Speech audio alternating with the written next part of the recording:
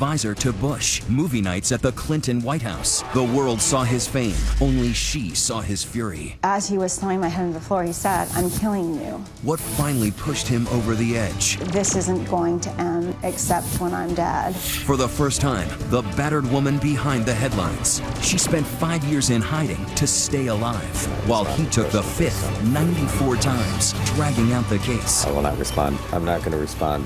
I will not respond. Not respond to the question. He was finding a way, Yes. to torture you. Live to tell. Plus, what family secret drove this teen to fake his way into working the ER? He performed procedures on patients. Then pretending to be a cop. The horrible truth from his childhood that put his fantasy life in overdrive. So you created this world of lies to hide this family secret. When life imitated Leo. You concur? His acting was my reality. Playing doctor. Tonight, Family Secrets. You think you can handle it, and you know what? You can't. Here now, Elizabeth Vargas and David Muir. Good evening. Those family secrets you would never suspect. In the White House, he whispered to presidents, gave them advice. But in his own house, also a mansion, he had plenty of reasons to keep his family secrets hidden. But they all came spilling out the night his wife went running for her life. When she says there was only one way she was going to get out of that marriage, if she was dead. It's a case making national headlines, but never before have you heard from the socialite herself, who barely lived to tell her own story of secrets and very high society. Here's Amy Robach tonight. A frozen night, a dark road, headlights, a heart-pounding pedal-to-the-metal getaway. Mary Margaret Farron and her wide-eyed little girls, a 7-year-old and a 4-month-old baby. The baby not buckled in her pajamas on the passenger seat, and my older daughter was sitting in the back seat. A BMW weaving past the mansions on Wahacme Road, New Canaan, Connecticut. They call their wealthy town the next stop to heaven, but it is far from heaven this night. I go the way I know, which is toward the town and to get toward people. And I don't pull into the first house because I'm afraid he's going to pull in right behind me. Mary Margaret on the run from a brutal assault in her bedroom. The attacker, her husband, J. Michael Farron. It was horrific. I was covered in blood. What looked like a wonderful life vanishing behind them. I looked in the rearview mirror and I saw it was black, it was dark. So I knew he wasn't behind. And then I thought, okay, where do I go? Objects in that rearview mirror are stranger than they appear. A 12-year marriage to one of the most powerful men in Washington. A life of privilege and prestige. A $5 million mansion in New Canaan, one of the richest towns in America, with neighbors like Harry Connick Jr., singer Paul Simon, and scandal star Tony Goldwyn. All that is behind her now. Mary Margaret has spent the 5 years since the attack living in hiding, still fearing for her life, but tonight agreeing to come out of the shadows for this first interview, ready to talk about the family secret that almost killed her. And tell me why you want to share your story. I think when the severity of abuse gets to where I ended up with, most women in that situation never get to speak out because they're dead. But I felt it was just critical to speak out and to caution women in terms of getting involved with someone who shows these abusive tendencies. The story of this nearly fatal marriage begins more than a dozen years earlier with Cherry Blossoms, a springtime romance in the nation's capital. We started dating pretty quickly, and it was amazing. We had incredible conversations, and we went running together, and we would be out gardening at his house. I was drawn to him, and I thought he was intriguing. I was captivated after some time. The captivating Mr. Farron is a Washington power player, an attorney with an impressive resume. This guy is a serious lawyer, general counsel of Xerox, worked in the Bush administration, had held serious positions in government. This was a very senior, prominent attorney. A search of ABC archives finds Farron holding a news conference in the 90s. We had hoped that would see our overall trade imbalance go down below $100 billion. Testifying before Congress. Mr. Chairman, I've prepared a written statement which I've submitted to the committee. Appearing on the weekly ABC News program Business World when he was an undersecretary at the Commerce Department. The last thing we want to do is to drive U.S. production of any product offshore. Now, with Mary Margaret by his side, they're a couple to be envied. An all-access pass to all the power and privilege the Capitol has to offer. Here they are, posing with First Lady Hillary Clinton after she had them over for tea at the White House. And there's President Bill Clinton welcoming the Farrens to movie night at the White House Theater in 1999. A private screening of the horror movie Lake Placid, featuring a giant man-eating crocodile. Go under! All the while, Mary Margaret says just beneath the surface of her husband's public persona lurked a scary dark side. Out of the blue, he would just go into this rage, that jealousy, saying I had spoken too long to someone at a cocktail party. And I kept thinking, well, he's just insecure because of our difference in our age. He's 13 years older than I am. And things do get better, or so it seems. Things all of a sudden went really smoothly. But in hindsight, what I realized is that I had completely altered my behavior. I didn't go out with girlfriends. I made sure that I was reachable at all times. I never stood too close to anyone at a cocktail party. I made sure I was attentive to him.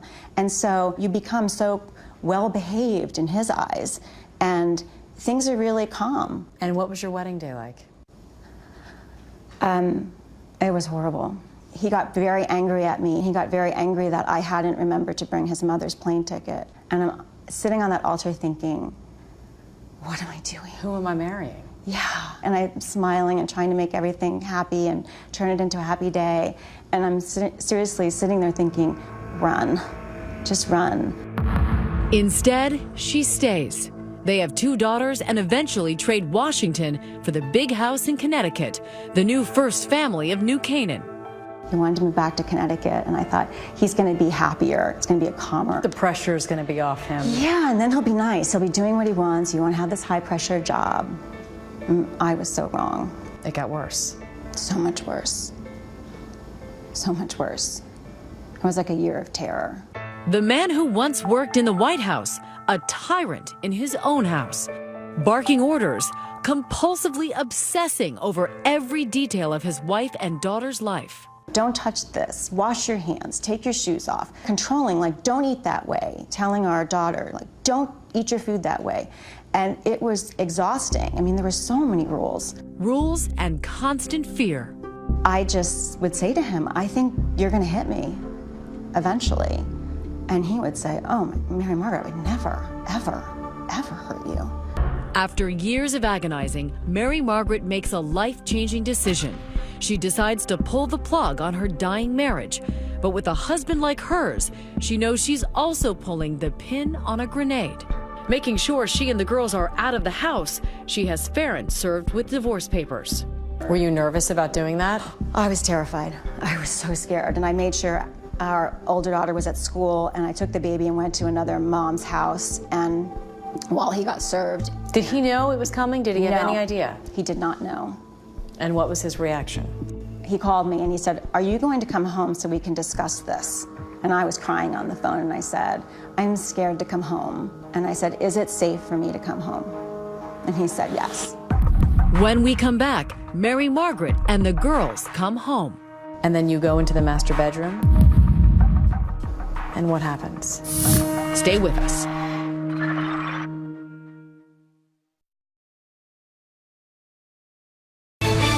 2020 continues. Once again, Amy Robach.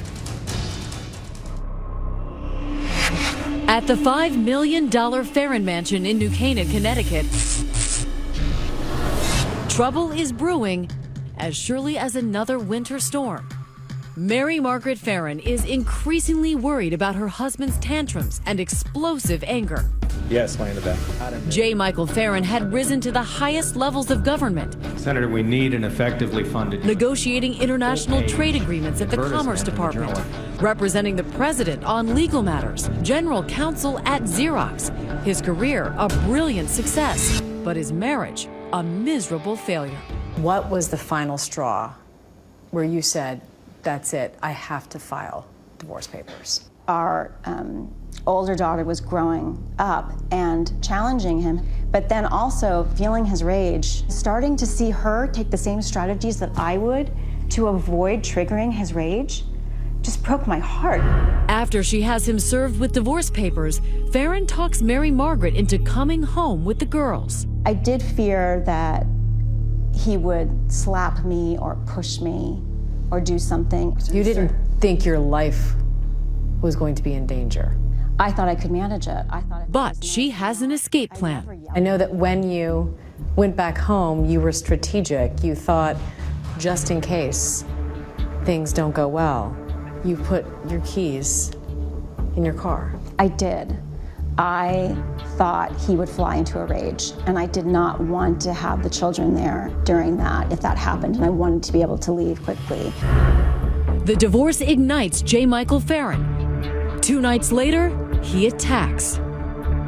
You put the children to bed, your baby in her crib, and then you go into the master bedroom, and he's there in his pajamas? Yes.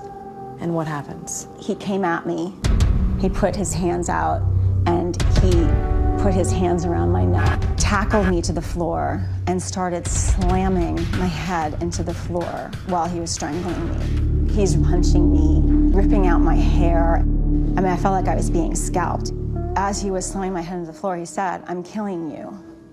With his children just down the hall in their beds, the former deputy counsel to the President of the United States then begins clubbing his wife with a metal flashlight.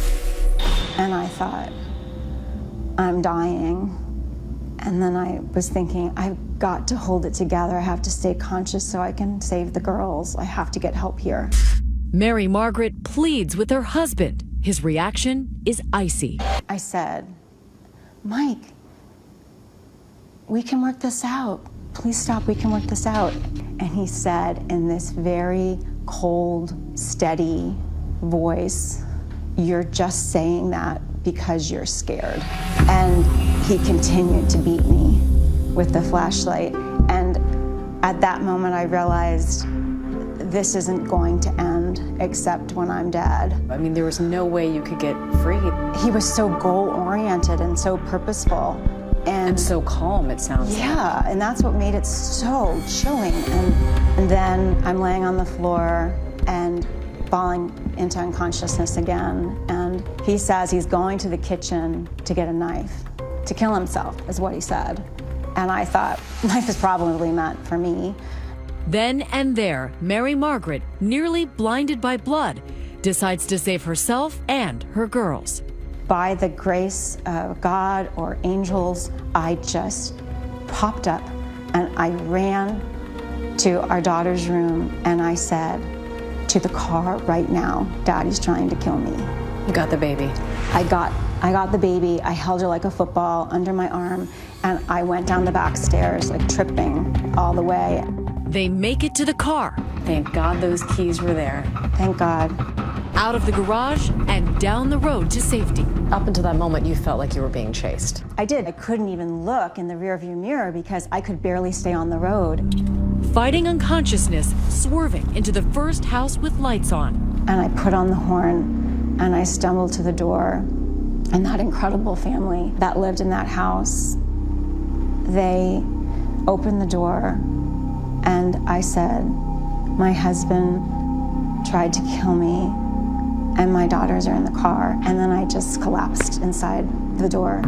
I heard a loud screeching outside and then the blare of a horn. Make yourself comfortable, ma'am. Barbara and John Achenbaum will later testify about the late-night callers they will never forget. There was a window next to the door, and in the window I saw a really, really horrifying sight. I mean, it was like out of a horror movie. Had blood all over her face, her hair. Her hair was kind of wild and and there was blood all over her face and on her clothes. And she began screaming to me, "My husband's trying to kill me. I'm gonna die." She kind of collapsed into my arms and then onto the ground. She almost like melted into the floor. She was very agitated and she kept saying, you know, "My husband tried to kill me. Are my kids okay?" And I can just see this pool of red blood expanding quickly on the floor. And then I see my daughter, and she tried to step over the blood, and she said, "Mommy." I thought that was the last time I would hear her voice. And then when you woke up in that hospital, despite everything you had been through, you say you felt relief. My mom said that I said to her, I said, "Mom, it's over. We're free." Police photographed the clothes she was wearing, the purple nightgown, the pink robe. The officers, so stunned by her injuries, they decide to videotape her right in the emergency room. We must caution you, the images are graphic. He was strangling me really hard. I mean, I was, like my eyesight went. And then with the flashlight, I mean, he just kept hitting me and hitting me with that flashlight. You had a tremendous amount of injuries. A broken jaw, fractures on my cheeks, huge lacerations, and wounds on my head. They put big staples down my forehead. She suffered brain damage and PTSD.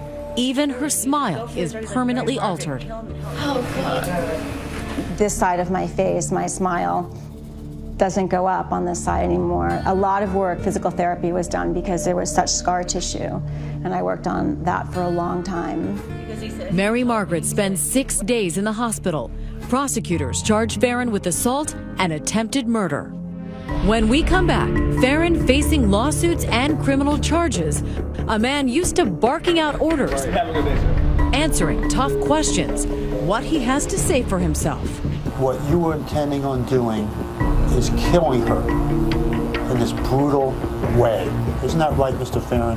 But while he may look as guilty as the blood on his hands in the police photos, bringing J. Michael Farron to justice gets a jolt when he stuns everyone by choosing a dark horse defense attorney, himself. There's a famous phrase in the law that anyone who represents themselves as a fool for a client. And typically that's true. But in this case, he may have been no fool at all. Stay with us.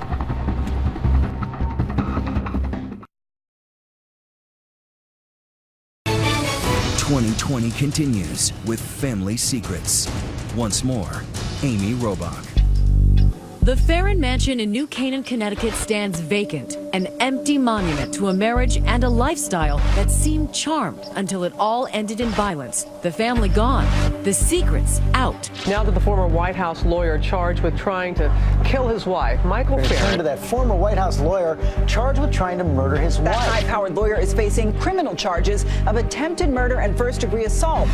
Mary Margaret Farron is in hiding with their daughters, one 7, the other just an infant, recovering from a terrible beating from her husband, as she tells police the night of the attack, afraid he'll come back to finish the job. I'm convinced if he gets out, he's gonna try and kill me and the girls.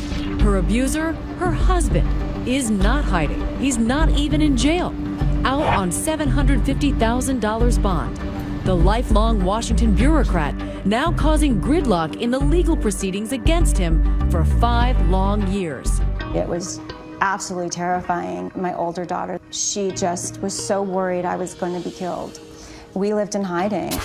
Farron, the Clarence Darrow of delay, filing motions, winning continuances, provoking an astonishing 68 court appearances. Slowing not only the criminal case against him, but also a civil lawsuit brought by his now ex-wife, Mary Margaret, suing him over the terrible beating he had given her. How difficult was it for Mary Margaret to have this drawn out for years and years and years? It was torture for her. Farron becomes a regular at the Stamford courthouse. You too, Marshal. Good to see you. Hobnobbing with marshals and journalists. Do you want to have anything to say this morning? Thank you. It's good to see you, though. Acting more like a defense attorney than a defendant. As they prepare their civil lawsuit, Mary Margaret's attorneys videotape a deposition with the dapper former White House operative. I'm going to show you a picture which we're going to mark as Exhibit 3. And that's a picture of your wife, Mary Margaret Farron, isn't it? I'm not going to respond based upon my attorney's advice. But under hours of questioning, Farron, still facing an eventual criminal trial, takes the fifth. I will not respond. I'm not going to respond. I will not respond to not respond to the question. 94 times. What we see in that picture, that was caused by what you did to her. Isn't that right? I'm not going to respond based upon my Fifth Amendment rights. Farron later fires his lawyers, deciding to defend himself, but then doesn't show up for the civil trial. This is a case being presented by one side, with a jury there, with no one on the other side. Farron sends a bizarre message to the court, claiming he's been involuntarily committed for psychiatric treatment. He never intended on winning. He just wanted to game the system and get delays. The trial goes on without him, the jury punishing Farron with a $28 million verdict. Then, nearly 5 years after the attack, the criminal trial. And another surprise. Farron telling the judge he is suicidal and can't bear the strain of attending this trial either. Notice Mr. Farron is not with us here today in the courtroom. And the second trial marches along with a missing defendant. Mr. Farron may be absent. Let's go. Call your first witness, please. State calls Mary Margaret Farron. But his brave ex-wife finding the courage to revisit the worst night of her life. He was on top of me, and he was squeezing my neck, strangling me, and slamming my head into the floor. What was it like to take the stand and testify? It's always hard to relive it, and it's still like, you would hope it would dull over time, but it doesn't.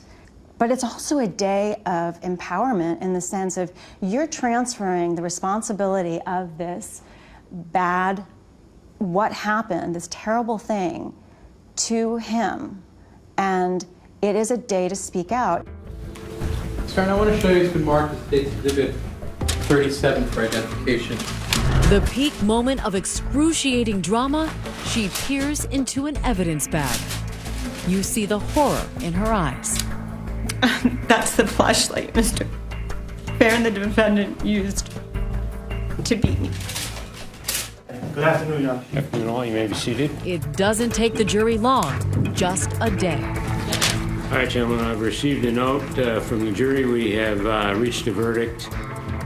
Farron, like it or not, ordered into court on Judgment Day, forced to listen to the verdict. What say you, Mr. Foreperson? Is he guilty or not guilty of the crime of criminal attempt to commit murder? Guilty. Court is now adjourned. What was it like when the verdict came down? I collapsed and cried, and it was such a relief.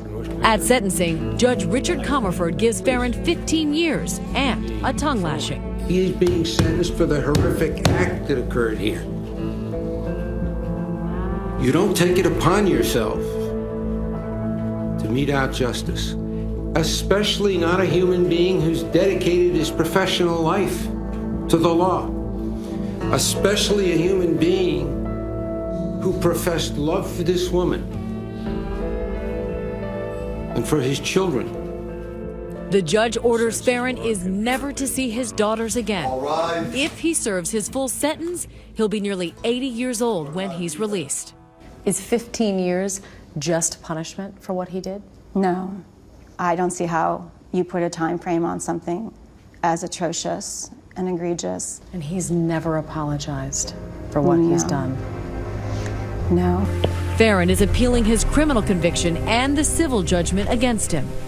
Do you feel safe now, today?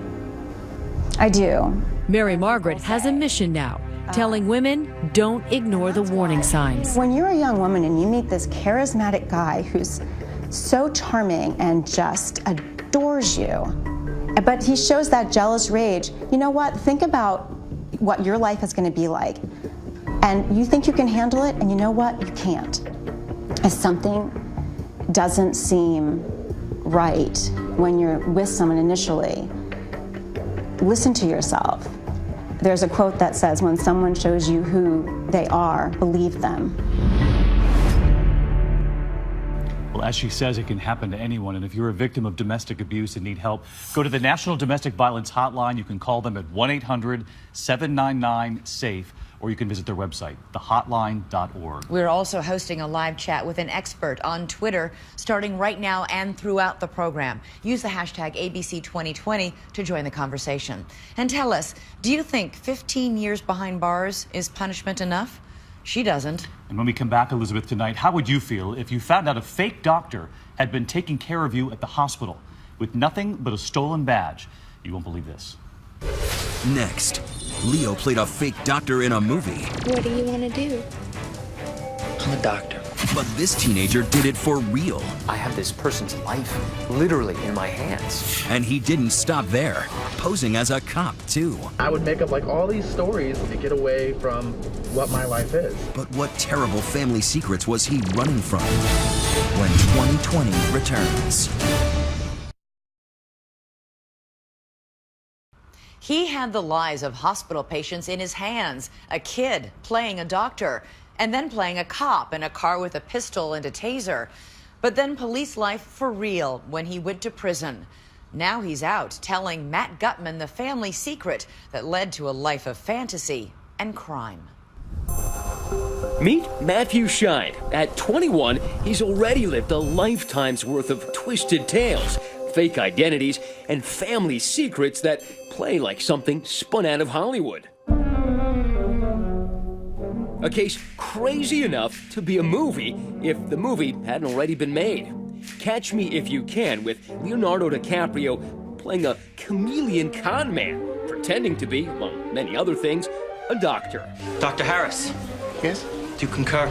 The modern take of a faker in a hospital happened at Osceola Regional Medical Center in Kissimmee, Florida. A teenager caught pretending to be a local physician assistant. An imposter in the emergency room. August 2011. Matthew Scheid, then a fresh-faced teenager, reports for duty in the ER in scrubs, a stethoscope, and a badge identifying him as a PA, a physician assistant, about as close as you can get to being a doctor without an MD. I'm a doctor. Like DiCaprio in the movie, Scheid oozes confidence. He's kind of charming. He is charming. He's very charming. Unlike DiCaprio's character, who gets queasy in the emergency room, Scheid is drawn to the action. He performed procedures on patients. Reporter Nancy Alvarez with Channel 9 in Orlando. This kid touched patients. This kid held a child who was getting stitches. After a month, someone at the hospital finally gets suspicious of the kid carrying the badge and stethoscope. I appreciate you coming down. Oh, absolutely. Scheid is quickly transferred from the emergency room to a police interrogation room. One of the techs had to run out of the room to go get something, and I was told to take over CPR by a physician. So confident he can talk his way out of anything, Scheid waives his right to a lawyer and begins to tell his tale. I mean, I just, told him, and he said, what do you think it is? And I told him, it could be a kidney stone, it could be a kidney infection, it could be UTI. I mean, he just was talking, and talking. I had an interest. I still kind of somewhat have an interest in the medical field. An interest, yes. A license, no. In fact, Scheid had no formal education after the 10th grade. He's not a physician assistant. What he is a 17-year-old kid with a filing job at a doctor's office. I just did clerical work and assistant. I knew one of the physicians. He used to run errands to the hospital, so he asked him for an ID badge and somehow talked his way into getting him the one that would let him prowl the ER for weeks. Scheid tells cops his medical knowledge comes from playing games on his smartphone. Like speed anatomy and stuff like that, so I can help me learn all the anatomy and stuff. When ultimately confronted by the police, the teen has the temerity to blame the charade on the hospital for handing him that incorrect ID badge. Let's even say that I said I was a physician's assistant. Mm-hmm. Let's just say that I was. Okay. Are you that stupid that you're just going to put me into the system as that? Are you without any credentials or any paperwork or nothing? The Osceola Medical Center told 2020 changes have been made. And at our hospital, our badging process is significantly more secure. It felt right. I felt like I was supposed to be there and I was supposed to be learning by them and, they're supposed to be teaching me. Matthew ended up getting attorneys after all, Mark Eiglarsh among them. I believe that Matthew did everything that he did with good intentions, like holding a patient's hand while she got sutured, was designed to show love, to help out. The police interrogation ends and Matthew is charged. Matthew, anything you want to say to... But then, something inexplicable. So Matthew makes bail and promptly skips it, and his next misadventure takes him here, to South Beach, in an old-school Crown Victoria that looks a lot like this one. And that's when the wheels really come off Matthew's fantasy ride. Turns out he has another presumed profession, cop, and appears to be practicing it a little too hard. Pulled up next to a real cop with all the confidence of a real cop, but he's just a kid pretending to be one. When he tells the undercover cop to put on his seatbelt, let's just say it doesn't go over too well. And that person said, "Why are you a police officer?" And they claimed that he said yes, and that he acted in a way consistent with someone who was a law enforcement officer. Busted again. This police photo captures the cache of cop gear in the car: radio, taser, a badge, and under the front seat, a loaded handgun. Miami Beach cops arrested Scheid after he pulled next to an officer in a white Crown Vic and told him to buckle his seatbelt. In August 2012, he goes on trial for, among other things, practicing medicine without a license and impersonating a physician assistant. I was sitting just a few feet away from him, and there were tears in his eyes, and he looked petrified. And I felt for him for a moment, and then I wondered, could this be real? Because could he be performing again? We, the jury, find the defendant guilty of impersonating a physician's assistant as charged in... Convicted on 4 felony charges, he would serve a year in jail, most of it in solitary confinement. Because this was a high-profile case, I think that the Corrections Department thought that it would be best to keep him separate from the population. With the young pretender now behind bars, one question still lingers. Why? What was so wrong with Matthew Scheid that another character or characters had to be created? When we come back, the impish imposter finally breaks his silence. It was just secrets and just lies, and all the way around it was. Revealing his stunning story. So you created this world of lies to hide this family secret. Stay with us. 2020 continues. Once again, Matt Gutman. After a year in prison, catch me if you can imposter Matthew Scheid, now a 21-year-old bleached blonde, is about to do something that doesn't come naturally. Where did you think your life would lead? Definitely not, in the direction that it is now. Speak truthfully about the family secrets which drove him into a world of make-believe. I would make up all these stories to get away of my reality, to get away from what my life is. To really solve the riddle of Matthew Scheid, you need to drive down the back roads of a Central Florida town called St. Cloud. It is here in this humble trailer park where we found this man restoring a 1950 Buick. I love to tinker. One of my passions is working on old cars. His name? Matthew Scheid Sr. That's him in the picture with his son, the future fabulist. No one has a perfect childhood. We've all had probably rough patches. True, but some patches are rougher than others. Matthew Sr. separated from mother Kelly when their son was 5. For years, this rickety trailer was what Matthew Jr. reluctantly called home. Every time I'd go to the walk to the bus, I'd make up these little fibs to the kids that I was in school with that, oh no, I don't live there, that's just grandma's house, and I live over there at this nice house that's across the street. So you were from the trailer park, but you didn't want anybody to think that you were from the trailer park. Yeah. That was a secret that I even kept, every single day. Kelly struggled with drug addiction. Matthew's childhood memory seared by the night he witnessed her arrest. I ended up seeing her car actually pull in, and behind her car there was 3, 4, 5 other SUVs and other vehicles swarmed around her vehicle and pulled her out. She was arrested for meth.